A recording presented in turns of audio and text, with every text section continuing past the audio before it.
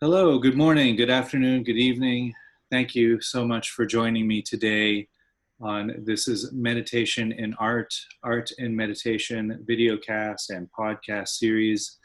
I am Christopher Luard, meditation teacher living in Thailand, and I have a very special guest today with me, composer, musician, and spiritualist meditation teacher, Pablo Arellano. Pablo is a wonderful composer, musician. If you're not familiar with his work, you really ought to be. Uh, in fact, he graduated just down the street from me. We were graduating around the same time in Boston, Massachusetts. He graduated from the New England Conservatory in 1992. I was actually just up the street from there going to college myself. So we were running around the same neighborhood, unaware of each other, but probably exchanging some vibes, some good vibes up there in the Back Bay area of Boston. Pablo has had an extraordinary career dancing back and forth between spiritual practices, meditation teaching, and music as well, something I have a high admiration for, all of that and more. Pablo helped create an ashram in near San Francisco area, a healing center where they did healing therapies, workshops, music therapy, and they were host to more than 1,000 people coming in from all over the world each year. What an amazing experience that must have been. I can only imagine. In 2007, Pablo went on to create a YouTube channel by the name Healing Music. Do check out this YouTube channel. It's extraordinary. I'm going to circle back around and mention some of the things on there, but really some beautiful, beautiful healing music there. Pablo went on in 2017 to create a couple of programs for the Insight Meditation Timer app, an app that I use in all of my teachings. Actually, you hear it on all of my videos as well. Great app. And he's doing wonderful work with the Insight Meditation Timer. And we're going to talk more about those programs in this interview. In 2018, Pablo and his wife together teamed up, Natasha, her name is, they teamed up to create an app called Here and Now, where people can actually download this app off of iTunes and listen to this beautiful healing music. What a great thing. You're walking around the street, maybe you're stressed out, you see some news or something, or somebody cuts you off on the road, you just push a button on your phone and you have this music that just soothes you right away. It's really extraordinary. I just downloaded the app myself and found something really wonderful on there. Now, I did mention the YouTube channel, and what really drew me to that channel, there's hundreds and hundreds of videos on there, and so you can select, there's some really great original Baroque improvisations with violin, with cello, with guitar, with piano. So really you can shop around and choose the voices that you want to hear for yourself. But what struck me was that there are these videos that have specific hertz, specific sound vibrations that are targeted to certain ailments. And so if you're feeling stressed out, you put in a certain video with these hertz that alleviate stress. If you're feeling like your DNA needs repairing, there's another video for a specific hertz, specific sound waves that targets your DNA, wounded cells, or even wounds, like flesh wounds I saw on there. So what an incredible gift, Pablo, that you're bringing to people, this gift of healing through sound, through meditation, and through your art. So I am humbly honored to welcome you to this podcast. Would love to hear more about your journey, about your art, and so forth. In fact, why don't we just start with a little piano music, if you don't mind. I'd be honored. First of all, thank you for inviting me. It's really an honor to be here with you and your audience. And I will play a little bit just to relax, just 2 or 3 minutes, whatever. Perfect.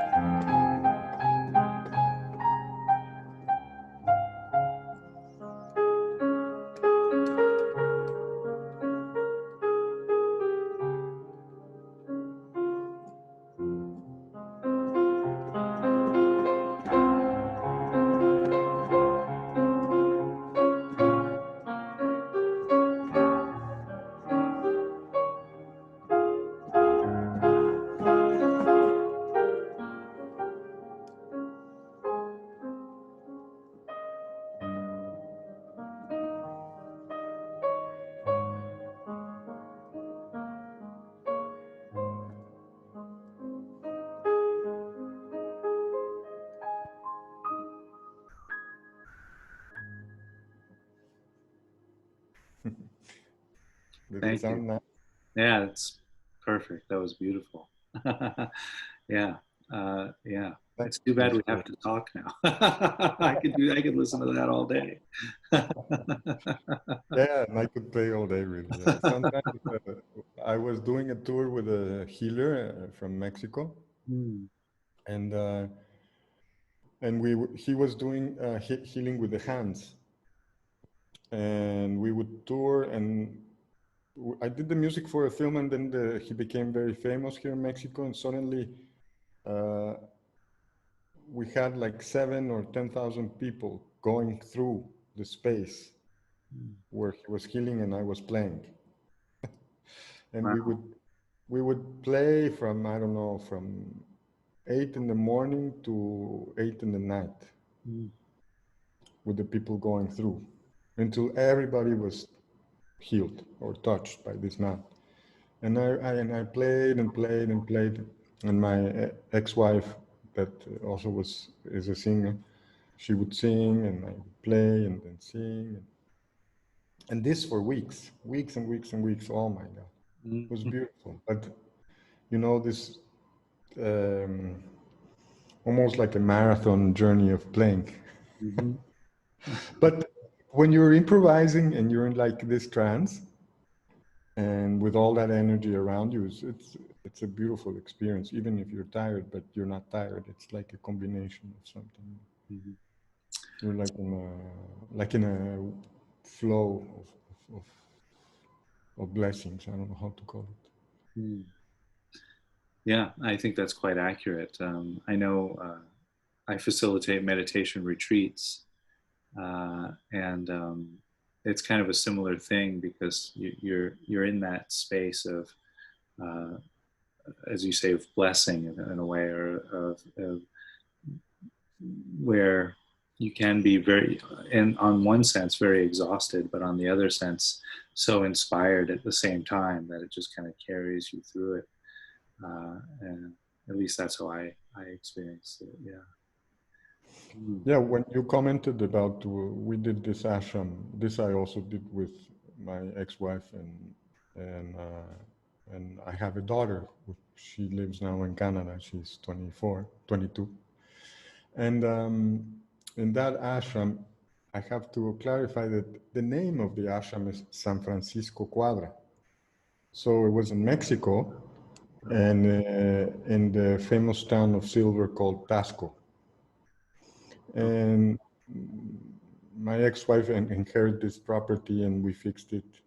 We created the ashram and we had Rumbalo Melchizedek there, and then this meditation teachers came, the Ishayas, and we had many people coming to 6 months retreat of meditation. And there's where I learned how to meditate more deeply and understanding thought and how the process of thought works Mm. and things like that. Also, I had my studio there, so I did parallel because in some of the workshops they would come and I would do some exercises with music or the bowls or healing music, like music therapy. Mhm. So it was a wonderful experience, a beautiful place. It was like an Eden. My daughter grew there up with all these monks and everybody in awareness. So she has a very calm, very subtle and gentle character, like very slow and very wise, you know? And Mm. this demeanor that you feel, I feel it in you too.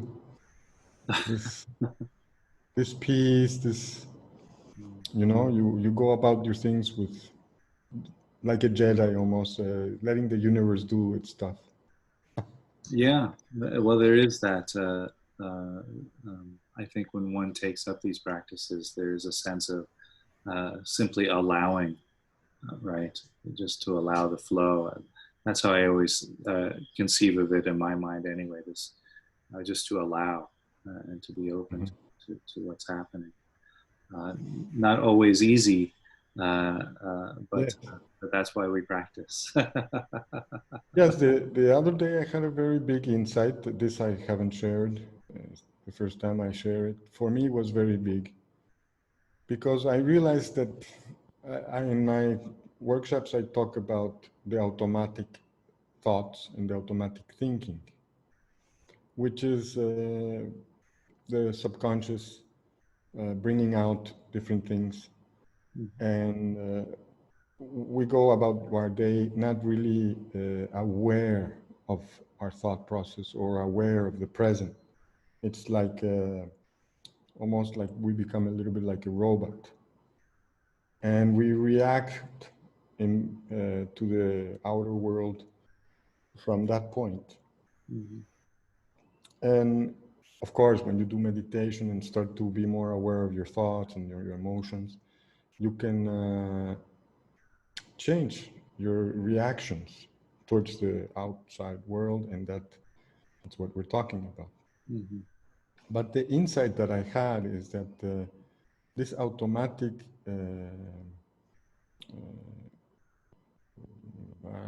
I would say, like, we have automatic heart working, we have the automatic digestive system, Mm-hmm. all these are things that the body knows how to do automatically. We don't have to think about them. But also the thoughts that are automatic are coming from this same source. Mm-hmm. Like the source of the stomach being automatic and the heart and the thoughts also. Mm-hmm. Because it's our survival brain, and that is deep embedded in our subconscious. Mm-hmm. So if you have some trauma or you have some anxieties or whatever, and then you add that to the survival uh, instinct, so all these thoughts are coming from that place, Mm-hmm. like an automatic machine of thought creation. Mm-hmm. Yeah. So for me, just to be aware of that, to understand that there's one part of me that thinks automatically, generated by my own survival instinct and my subconscious, was very revealing. Mm-hmm. Because I thought at first that it was only the digestive, the breathing, the heart, all the things that miraculously the body does for us. Mm-hmm. But then I realized that also the thoughts. And when I see a pattern in those thoughts, like I give an example, blaming somebody Mm-hmm. or your own state of emotion or well-being. So something happens and you blame, Mm-hmm. and then something happens again and you blame, and you start to realize that there's a pattern, no? And that pattern is the victim state, which, if you analyze, aligns perfectly to the survival impulse. Mm-hmm. Because if you're a victim, you want to survive that. So it gives you No? something to struggle against. Yes. Mm-hmm. So really, meditation is a tool for us to go beyond that state of automatic living. Like certain gurus have the ability even to control their heartbeat, their breathing, their digestive system. They go so deep into that realm that they can even go into almost catatonic states, not eating for many, many, many days, and then waking up again. Mm-hmm. And it's because they become fully aware of their bodies and their emotions. Mm-hmm. And I guess the meditation is a way to be free of this automatic life. Yeah. I don't know if you have lived this. I think you have, no? Yes, and that's a big part of my practice and my teaching as well, is um, freeing ourselves from that cycle of suffering. Because we're so as you put it, we're so habitually ingrained due to our survival instinct, to push against the things we find distasteful and grasp, cling at the things that we want and desire. And of course, that was at one point necessary for the survival of the human species, but now it's completely outdated worldview, and it's causing so much suffering because we do it instinctually, we do it habitually. Mm-hmm. So, and as Carl Jung pointed out, precisely, things that we leave in the unconscious control us. Mm-hmm. And so meditation is that as you said, a way of turning that light on, so that we can see what's happening in the unconscious and start to bring it into the conscious realm. Now, Yeah. sometimes people get a little bit freaked out about that, or a little bit, bugged out, but it's really, uh,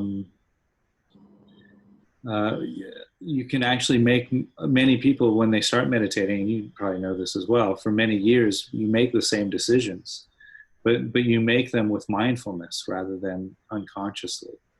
And so your life becomes a choice rather than something that just happens to you, Yes. which I think that's the real, one of the real gifts of a meditation practice or a contemplative practice, is that it allows you to make, it would be, without meditation, it's like you're driving down the road and you just turn, you don't know why you turn, but that turn looked good, let's turn there. Oh, this turn looks good, let's go that way. But when you start a contemplative practice like meditation, now you actually have the map, you have both hands on the steering wheel, and you can look. It's like now all of a sudden you have Google Maps. Oh, this is the way we need to go, and you make that decision mindfully, and Yes. so it causes Because awareness is fantastic. a lot. It's it would be hard to imagine my life without it at this point. I've been doing this for many years, so um, but yeah, I think these teachings have saved my life many times over again, and probably helped me cause less suffering for other people as well. I imagine so. For me, the same, in the sense that when I was small, I didn't fit in so much in the school process, and that made me suffer a lot Mm. because I couldn't. I mean, my father gave me Lao Tse, the Tao Te Ching, Tao Mm. Te Ching, the poems, Yeah. when I was 11, Wow. and and he taught me that about Zen, about you know. So from that small teachings that I had with my father, going to the school was like, oh my God, all this contrast. Yeah.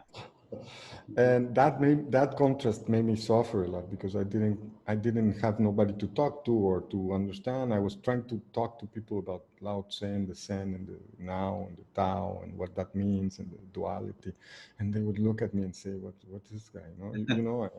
He's totally out, because if you're not surrounded by that knowledge, it's almost alien, no? Yeah. Yeah. In the West, in Yeah, particular. Sure. yeah, yeah. And so when I came up with my meditation method, it's a little bit originated also by that, because I wanted to make something very simple so anybody can learn how to meditate. Mm-hmm.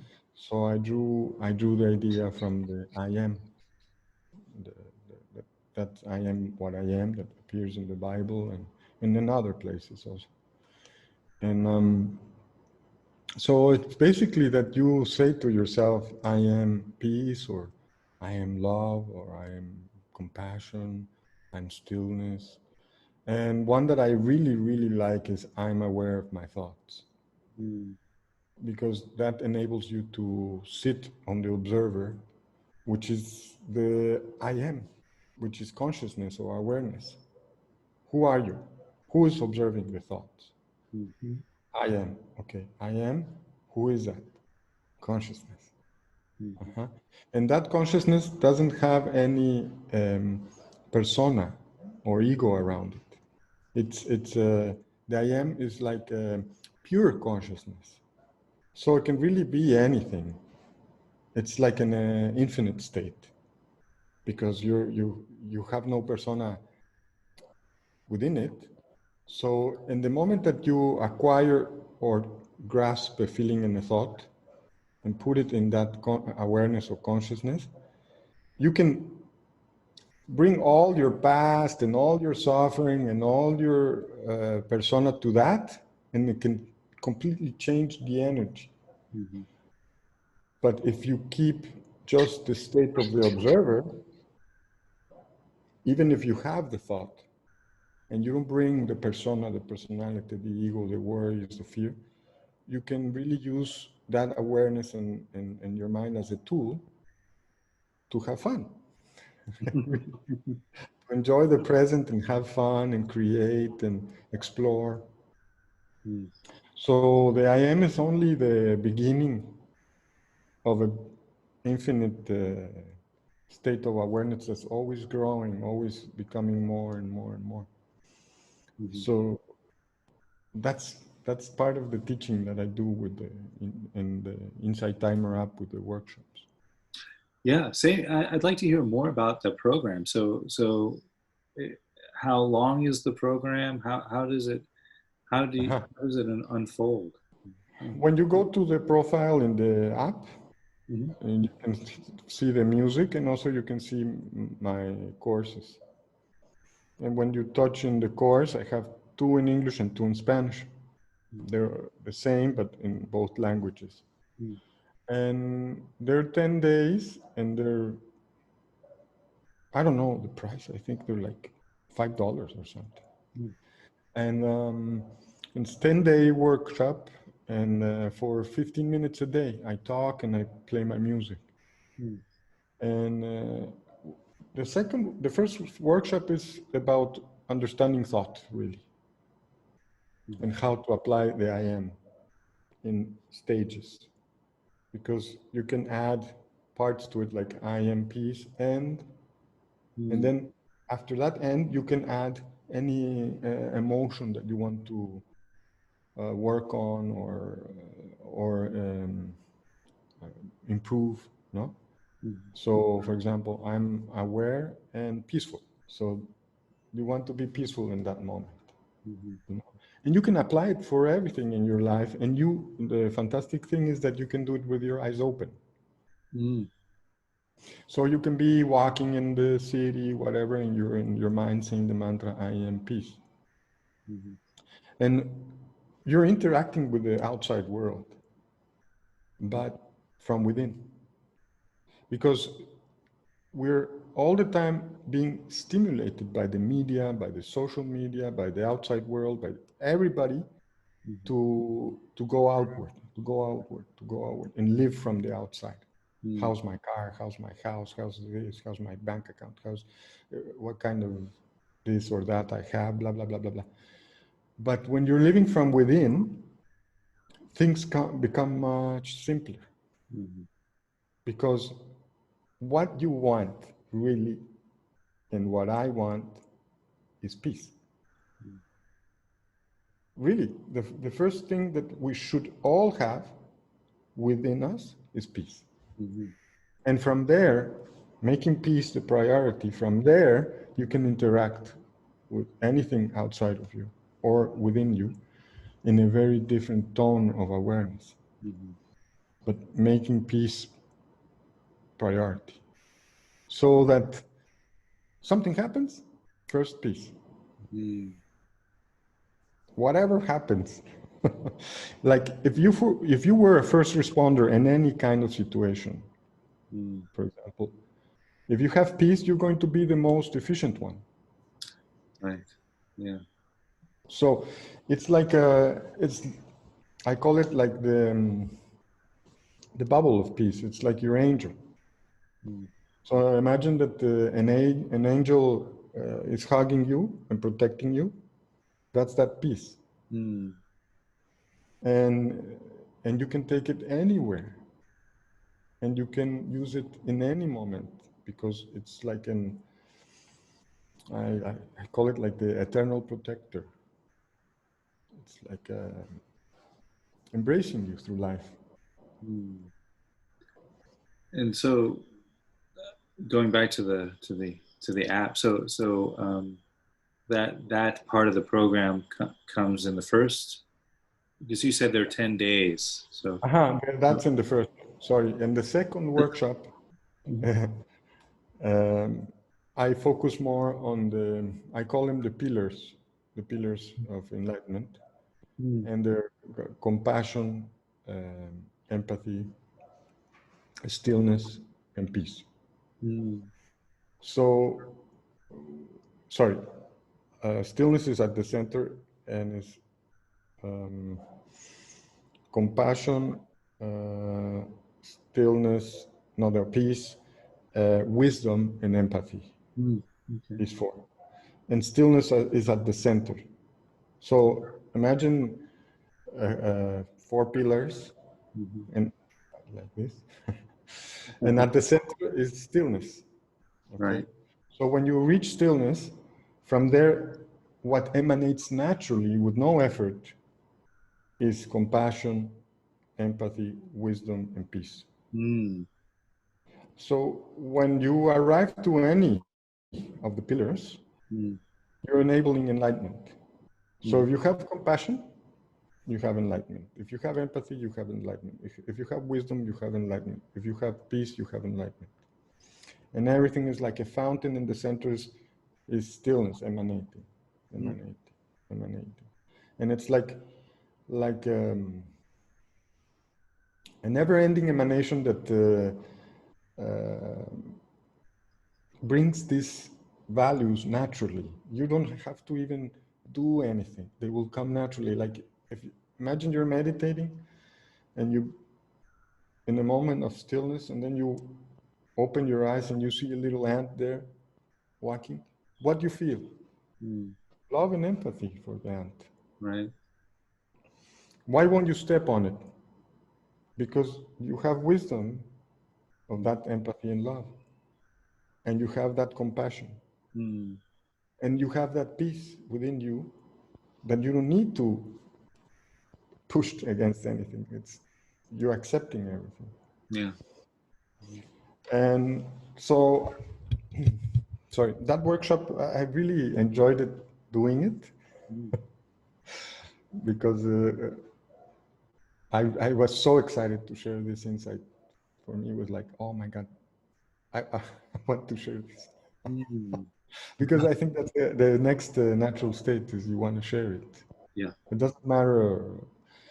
It's not about the cost or the money or the business around it or anything.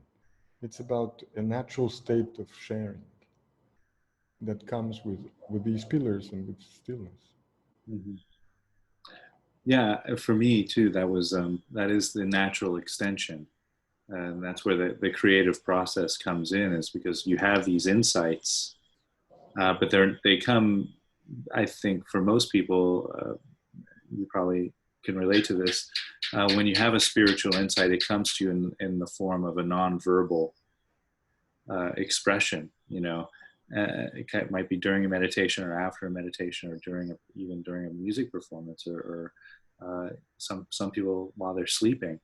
But it comes most often in a nonverbal way. So then you have to, because you want to share it, you have to formulate it into a teaching, so Mm-hmm. that it can be put into a vehicle to reach other people. And I think that's, at least for me, that's where the creative process and meditation unite into that process like that. I wasn't. Yeah, yeah, Yeah. yeah. Go ahead. No, because of you're mentioning the creative process. That I just finished the workshop on the creative process and how mantras can help you to do that. Hmm. Because we're so afraid of being creative sometimes. Even for me, when I was starting the workshops, I had this stigma about talking in Hmm. myself, like a block. Hmm. I always would hire pay somebody to narrate what I was writing. Oh, right. So then I remembered my father saying, since I was little, that I had a very nice voice, that I should sing and talk more. And then I did a few guided meditations in the app also and in the YouTube, like a test for me and all my insecurities. Uh-huh. And I put it out, and they liked it. My voice, they praised my voice, and that helped me a lot to realize that the block is only in the mind. Like, imagine a field, and at the end of the field you have a goal, but you could walk freely from one point to the goal without any obstacles. But what the mind creates is a labyrinth. Suddenly appears in the middle of the field from your point to the goal. And instead of being free of the labyrinth and just going to the goal, because you have enabled fears and other states, the labyrinth appears. So you have to go in the labyrinth and do this and do that and make it more and more difficult for you. But it's your own creation. Yeah. There wasn't any labyrinth. Sometimes it seems as if that can be, I think maybe in the 21st century world culture, we have this misperception that we need to struggle in order to receive something worth having. I know for myself, even in my music education, if the passage wasn't challenging and difficult to execute, it wasn't worth playing, and so there was this need to create this resistance, even on my instrument, and I think it's that way in many endeavors, in this postmodern world that we live in. That I have people on the retreats that I offer, because I do some teaching on open acceptance, on non-struggle, non-effort, that kind of thing. And I often get resistance to that, because people have this misconception that anything worth having requires struggle. Yes, this culture of sweat and sweating to earn money, but I mean, there's this generation of people that are in IT, that Bill Gates, Zuckerberg, the Google brother partners, that they created from another point of view, and they're very abundant, They didn't have to. It's not the sweating. It's not, you're not a miner, anymore. I mean, not to respect miners, but what I'm trying to say is that there's different ways to relate to work from within, even if you're a miner. Yes. So I think it's more of how if you want to be a victim or a creator, and from that point create. So it's this state of victim is so embedded in many, many, many, many beliefs within us that I call it the blob. The blob. I'd say I like that. So inside of us, we have like this blob, which is the persona, the ego, the victim. And it's feeding from our subconscious, and it's breathing and living inside of us all the time. But when we are aware of it, it dies. So imagine you become aware of it and it vanishes. So it enables you to be present and living in the moment. But whenever you start to be automatic again, to call it in some way, this blob, and it breathes, and it prompts to have all these doubts, fear, anxiety, uh, mm, obstacles, struggle, all this universe of this cycle. Mm-hmm. And to be free of the blob is simply to be loving and present. For me, that's the recipe. Mm-hmm. Aware, loving, and present is the simple recipe. The mantras help because they're like an anchor in your mind that you can put it deep. It anchors deeply in the mind's eye, Mm-hmm. and it can bring you back to the present, reminding you that to be aware of the blob, Yeah. and not to feed it with the fear, with the anxiety, with the future, with the past, what did I did wrong, or the guilt, all these systems that are embedded in our survival automatic subconscious. Mm-hmm. Yeah. Yeah. And those are, as you said, feed it. That those are the past, the future, the worries, the stress, the anxiety. That's all fuel for that blob. You know. Exactly. Yeah. And The fuel for love. it lives for that. Yeah. And on that. Yeah. And I Yeah. guess it's a natural state. It's not unnatural, you know. Mm. It's just within us. It's just embedded in our nervous system because we needed that. Yeah. Yeah. I think that's worth pointing out that that's because when we're well, oftentimes I know when we enter into a practice like this or when I'm teaching, I get students who at least when teachers talk about it, and it sounds sometimes it can sound so easy. Oh, I just be in the present moment, and I just repeat these phrases, and I'll be totally enlightened. And so I think it's worth noting that these habits that we're trying to step out of are hundreds of thousands of years old, and that it doesn't happen overnight for most of us. There are a few exceptions. I can think of a couple of teachers that say that they had this, immediate awakening experience and things like that, but very, very unlikely or unusual that happens. And so to know that's it's always 3 steps forward, 2 steps back. We have these insights, we have some relief. We can maybe go into an encounter that would have caused stress, and we feel lighter. But then maybe 2 weeks later, we're reactive again, and then to know that okay, that's just the human condition. That's part and parcel of having a human nervous system and a human body, is that we're going to have that process, and to be filled with self-compassion for that process, I think is so important for these practices.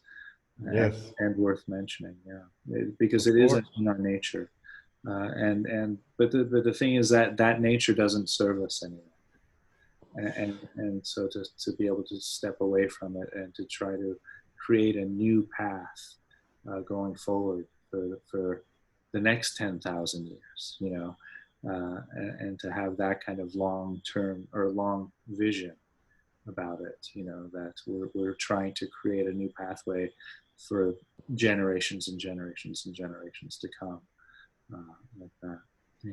Yes, and the I think the creativity, uh, like right now, we're like in a psychosis. The planet is psychotic. The humanity is psychotic, Mm. in the sense that I give you a very simple example. Like you're seeing animals in cartoons. Children are seeing animals in cartoons.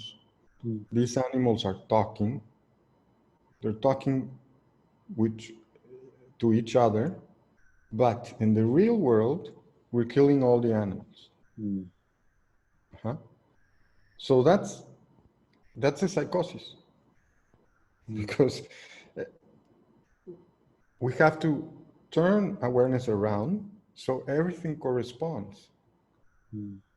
So we have a different understanding of what is valuable. right now the values are turned around, mm, and they have been like this for a long time, mm, but meaning that we give priority to outside things, and we give a lot of value to money and very little value to the present moment. mhm, A very big value to things that we cherish or desire, and very little value to compassion, empathy, and stillness. mm, So I think the values, we have to slowly turn them around. So a child can see a cartoon about something that reflects also what's happening outside. mm. Hopefully that outside can be a beautiful thing. Right. So this is a very small example of this psychosis, but it's within our politicians, it's within our system, where um, the values are turned around and we're not applying the wisdom that is there. I Mm, mean, yeah. you and I, we're normal human beings. We're I mean, normal in the sense that anybody can have peace, Mhm, anybody and everybody.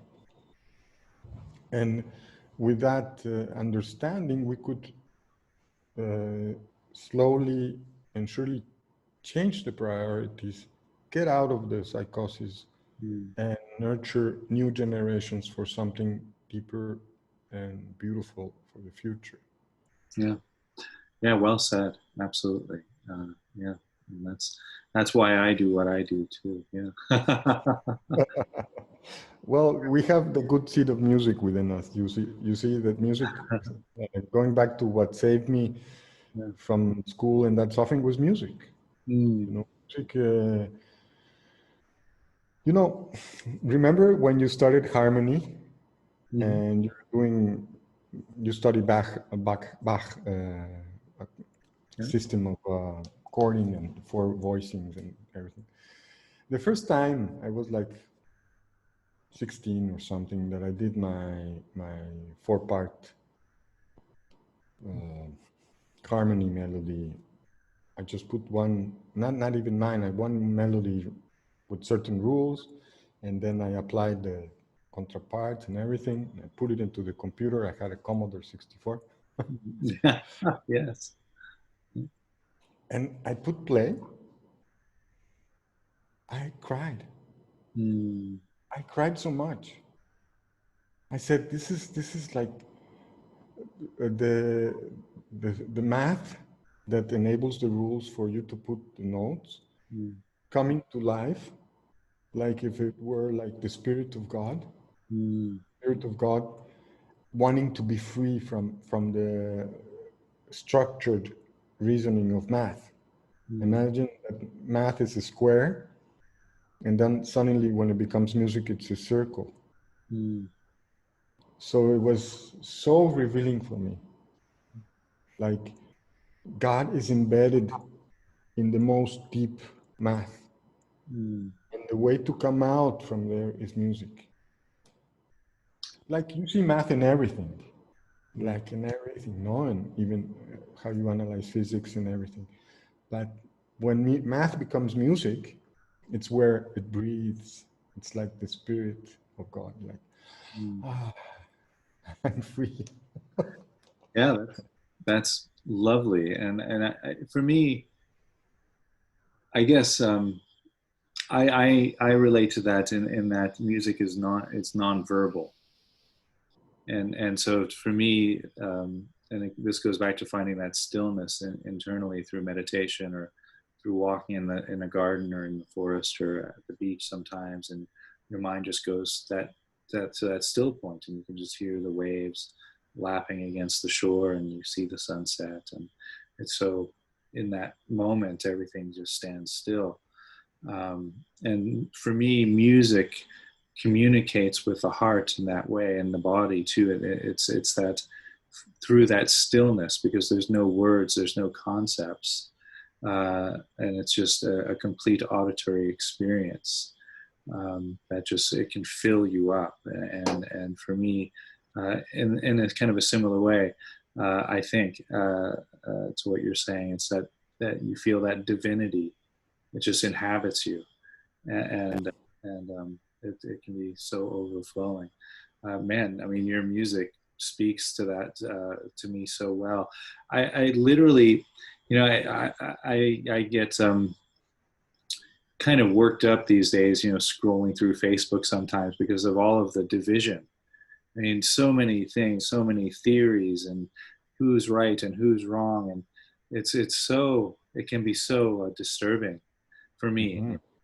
I put on one of your tracks, and I was scrolling through Facebook at the same time, and I was seeing all of the same posts, all of the same division, and I felt none of the upset. I only felt compassion, Mm. for the people who were posting, whether it was things I agreed with or disagreed with. It didn't matter at that point. It was just this total equanimity, and your music, I think, really transformed that particular experience. It was just very quick experience there, and I think you have some real power there.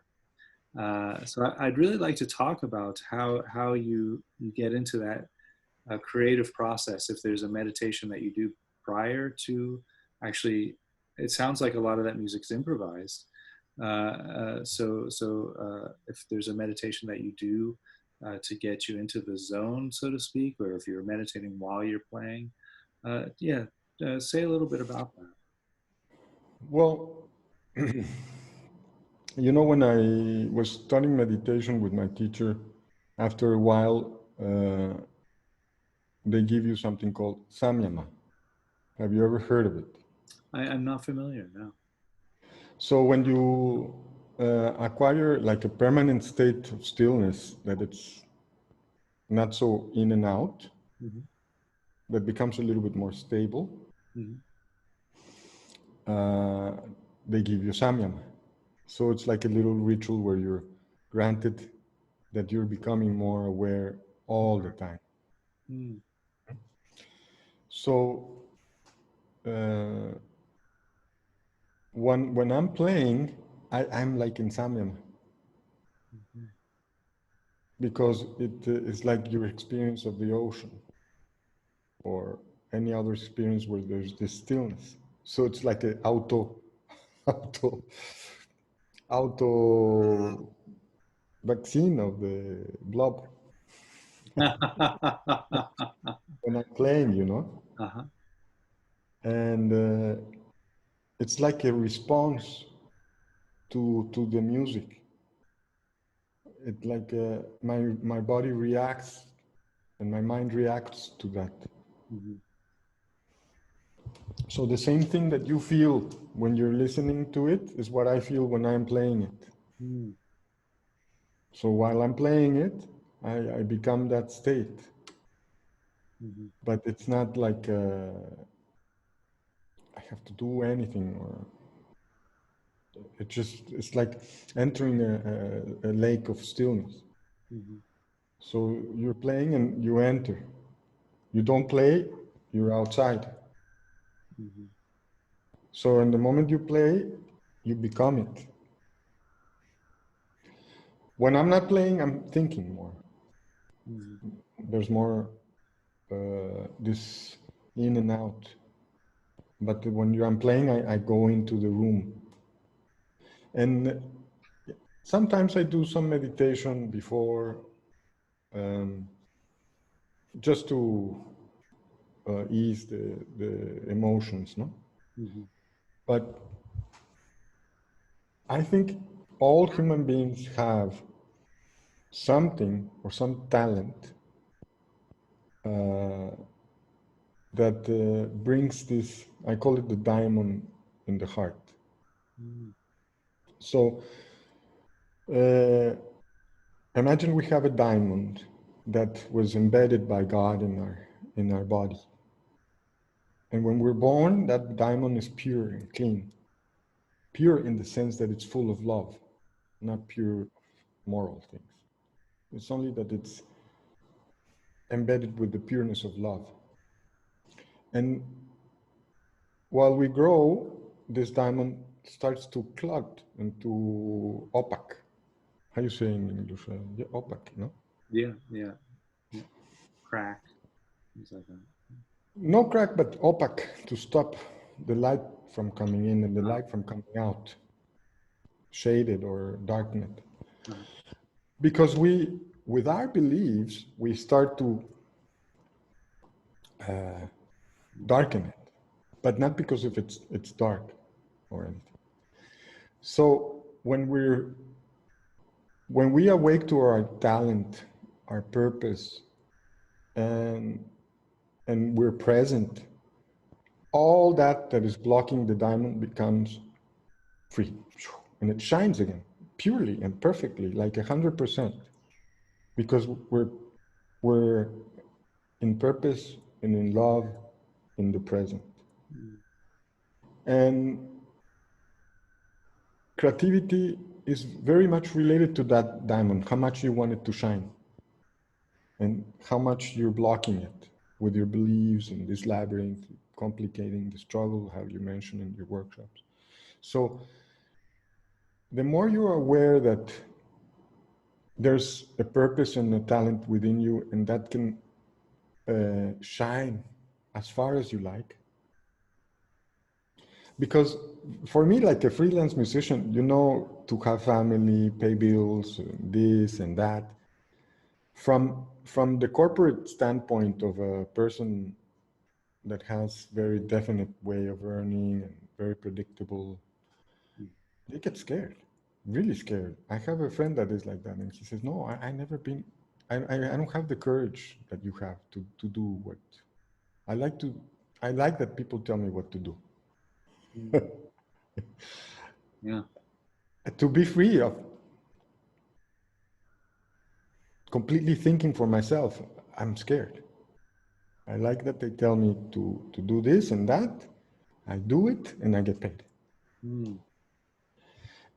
So really, it takes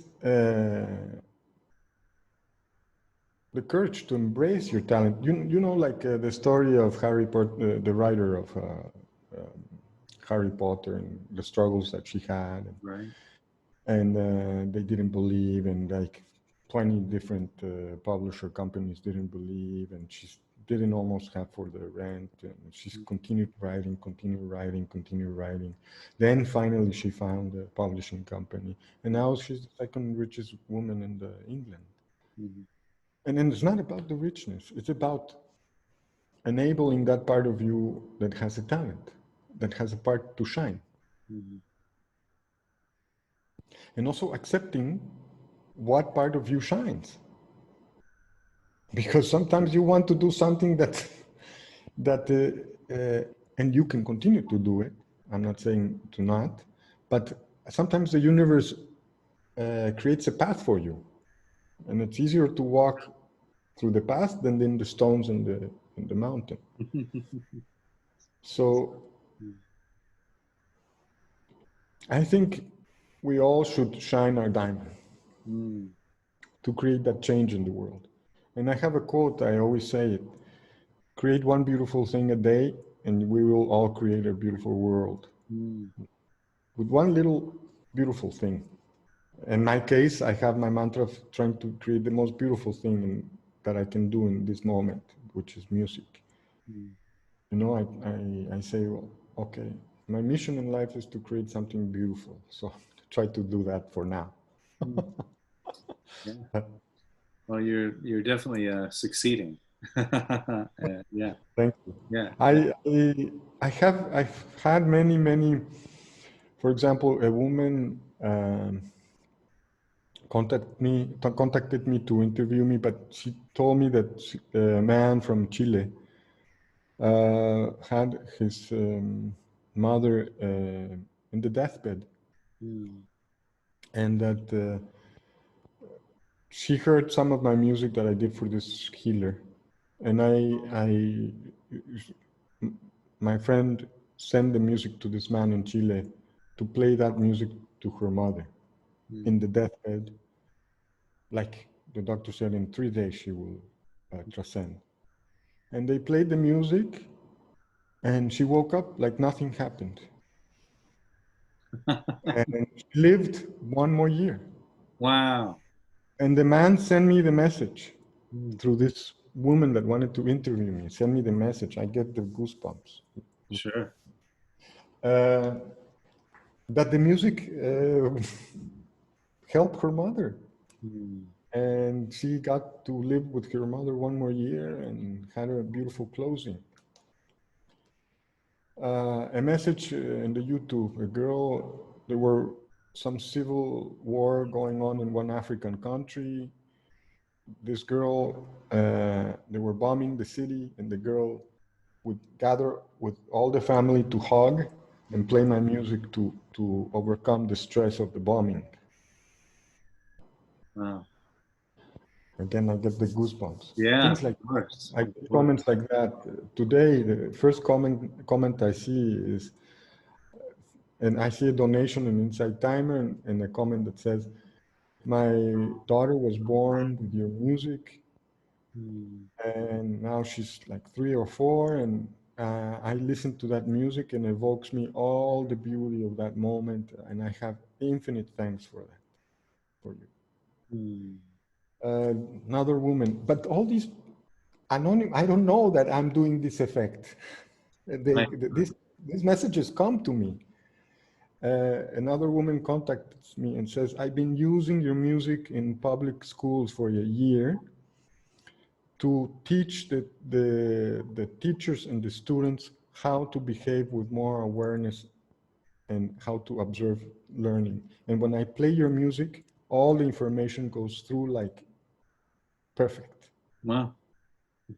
And I'm like, "You've been doing that?" "Yes, for a year." Mm. "And how does it work?" "It's fantastic results. Things like that." And I'm like, "Oh my God, it's it's really a gift, and I have this responsibility to create this beauty for others to see it in themselves." Mhm. Yeah. Yeah, no, I totally can relate to that. It's funny when you were talking about sometimes the path is very clear and we want to take that detour anyway. And we go over the stones and up the mountain. And for me, that's what music was that detour. But when I found my way back to teaching meditation, writing books on meditation and things like that, I have a similar kind of experiences with the people I've met with, the people I work with.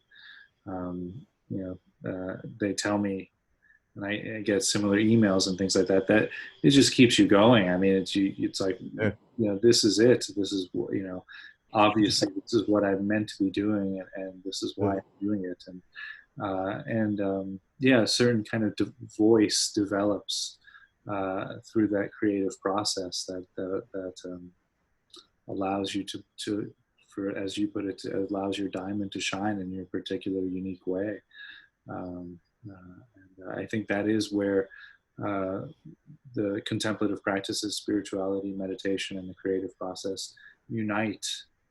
Is in that diamond, and whether it Mhm. comes out in music or it comes out in teaching or in writing or dance or other forms of art, there's always this creative spark that gets ignited when that stillness, that silence, that compassion, that wisdom meets, uh, Mhm. and it allows that diamond to just radiate out. Yes, I agree completely. Mm. And funny, my one of my first music teachers, I was in a very traditional school when I was, I don't know, like 12. I already was improvising, and in the classroom, when I was learning solfeggio, the notes and everything, he would say, "Some people that don't have talent maybe shouldn't pursue music." Looking at me. Wow. But this intellectual part of the teacher was the one that was speaking, because he never heard my music or he never heard me play. Mm. It was all about what was going on the blackboard. Mm. You see? Right, right. Yeah. So Yeah. all these judgments and all this um, way of appreciating somebody only from this very small framework, Mhm. a very very small. How can you help somebody if you don't know them, if you're not aware? Yeah, it says more about the teacher than about you. Yeah. And then now that I'm going to be in October, I'm going to be 52, which is my, they say it's in the mystical tradition of Mexico, is the joining of Venus and Mars every 52 Mm. years. There's this cycle of 13, because for the Mayans it was 13, 13, 13, 13, which is 52. Cycle of 4 times 13 is 52, Mm. and each 13 is one cycle. And I am arriving to my 52 and seeing all this abundance in my insights and in my rewards of my path, that I'm very grateful Mm. for this moment in my life. It's like, and also that the world is having a little bit of a challenge right now. But I think that challenge is for us, for all of us, to look within us Mm. and to find that diamond and to change our world through that diamond, to really shine our purpose with love. Yeah. Yeah, it's a great opportunity when one can see it that way. That's this is a time. I mean, where many of the world is forced to be in solitude, or at least withdraw on some level. And what a great opportunity it is to if one can, to go inside the heart and to do a little housekeeping, if you will, Yes. and take up a contemplative practice if one doesn't have one already, or to really get deep into what's going on in the heart and the mind, and recognize that that's as Gandhi put it, that's where all the wars are fought, Mm-hmm. right in the heart and the mind, and yeah, and to go in and to really see what's happening on that level, rather than trying to always move the external, move the furniture so we sleep better, right? Maybe the sleep issue is coming from the heart. So Yes. yeah, yeah, good. Uh, I think we're going to wrap it up. We've been talking for some time, and I'm happy to talk longer. Maybe we can meet again at some point in the future, Sure. a second episode. Um, but if we go too long, I won't be able to post this beautiful interview, and I think many people will benefit from this conversation. So I want to make sure I make it available.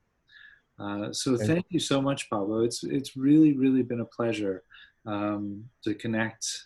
I'm glad we did so, and I'm looking forward Yes. Sure. uh, to to taking the course on Insight Timer. Please, anybody here listening, please do check out Pablo Arellano. Did I pronounce that right? Arellano. Yeah, Pablo Arellano. Yeah, Yeah, Pablo Arellano. and I'm going to It's a put the links too at on the video. okay. Do check out this program. It's really sounds amazing, and what a great journey it is, or what a great gift to bring contemplative practices to people in a way that's free from dogma, free from any kind of particular religious background, and just to make it acceptable or accessible both to people from all walks of life. It's something that I aspire to do myself. So thank you for all that you do, for all your music Thank you. and talents, and we'll see you next time. Thank you. Have a beautiful, beautiful night. I will. Have a great day. Thank you. Thank you.